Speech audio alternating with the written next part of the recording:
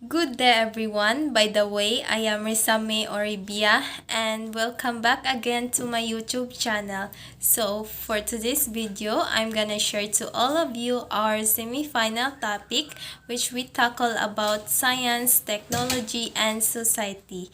So without further ado, let's get started. Lesson 3: The Good Life. Plato versus Aristotle views. Plato. He claims that despite the reality of changes, things remain and they retain their ultimate oneness. That you remain to be despite of the changes occurred or happened. Good life simply aspire for good wealth, game and power. Idealist. Aristotle. He believed that things are changing and impermanent. Good life can only be attained through living virtuously and doing things that are not against his will. Realist. Similarity. Both assert that virtue was essential for happiness or good life. Different schools of thought, all of which aim for the good and happy life. First, materialism, led by Democritus and Leucippus. People are clinging on the material wealth as the primary source of the meaning of existence. Second, hedonism, led by Epicurus. The goal of life in acquiring pleasure. Life is about obtaining and indulging in pleasure because life is limited. Mantra or slogan, eat, drink, and be merry, for tomorrow we die. Third, Stoicism, led by Epicurus. To generate happiness, one must learn to distance oneself and be apathetic, showing or feeling no interest or concern. Apatheia is free from emotional disturbance. Fourth, Theism. Most people find the meaning of their lives using God as a frontal center of their existence. The ultimate basis of happiness for theists is the communion with God. Fifth, humanism espouses the freedom of man to carve his own destiny, to legislate his own law, free from the shackles of God that monitors and controls. For humanists, man is literally the captain of his own ship. Example, scientists emphasize common human needs and seek rational ways of solving human problems. Stress the potential value and godness of human beings. Lesson 4. When technology and humanity cross. Technology came from the Greek words techne and logos, which means art and word. Television sets, mobile phones, computers, and humanity. Television set, according to Kantar Media, the most trusted and remains to be ultimate medium for advertisement placement. The Manila Times 2014, a product of different experiments of various people. Paul Gottlieb Nipkow, a German student in the late 1800s, was successful in his attempt to send images through wires with the aid of a rotating metal disc. The invention was called electronic telescope. Second, Archibald Campbell Swinton, English scientist, and Boris Rosing, Russian scientist, created a new system of television by using the cathode ray tube in addition to the mechanical scanner system.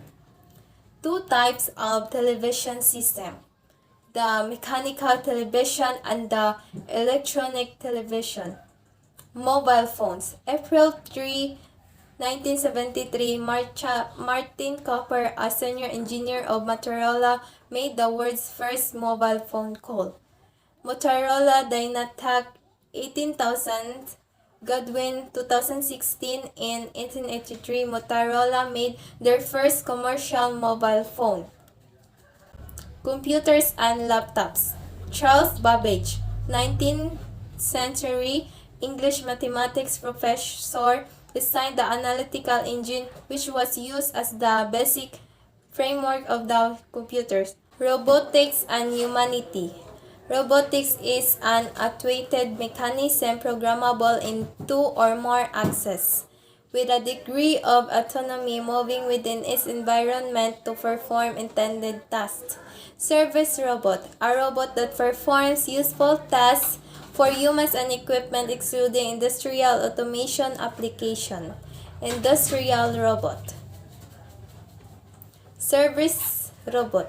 A personal service robot or a service robot for personal use is used for non-commercial tasks, usually by laypersons. Examples: domestic servant robot, automated wheelchair, personal mobility assist robot, and pet exercising robot. Professional service robot or a service robot for professional use is used for a commercial task, usually operated by a properly trained operator. Examples: cleaning robots for public places, delivery robots in offices or hospitals, firefighting robot, rehabilitation robot, surgery robot. Chapter 3: Specific Issues in Science, Technology, and Society. Lesson 1: The Information Age.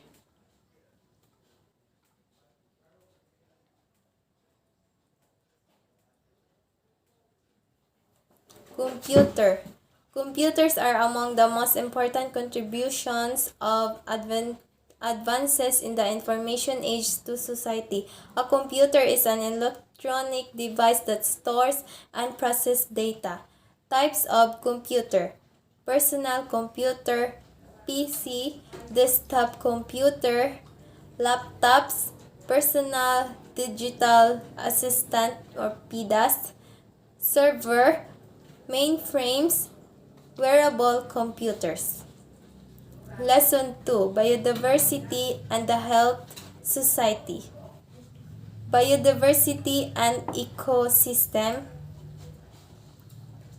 Changes in biodiversity. Threats to biodiversity. There are major threats to the biodiversity that were identified by the United Nations Environment Program, WHO. These are the following: habitat loss and destruction, alteration in ecosystem composition, overexploitation, pollution and contamination, and global climate change. Consequences of biodiversity loss: health, biology, and biodiversity. That's all the end of my presentation. Thank you.